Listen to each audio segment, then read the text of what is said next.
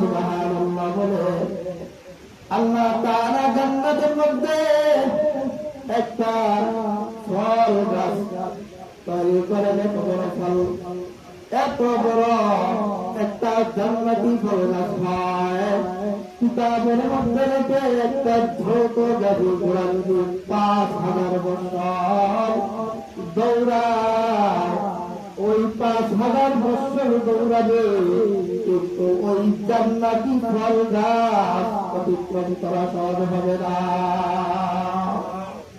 সুবহানাল্লাহ, একবার সুবহানাল্লাহ বলে জান্নাতে একটা গাছ লাগিয়ে দেওয়া হয়। এবার আপনি যতবার বলবেন ততবারই আপনার জান্নাতে গাছ আল্লাহ তাআলা রোপণ করবে। বলেন সুবহানাল্লাহ। এজন্য সুবহানাল্লাহ অবশ্যই আমরা বলবো, দিনের দাওয়াতে যে কথাগুলো বলবো শোনার চেষ্টা করবেন, আমলের নিয়তে শুনবেন, ইনশাআল্লাহ আল্লাহ তাআলা সাজা দান করবে। এই জন্য কবি বলেন, हकीकत से तो दुनिया बेखबर है,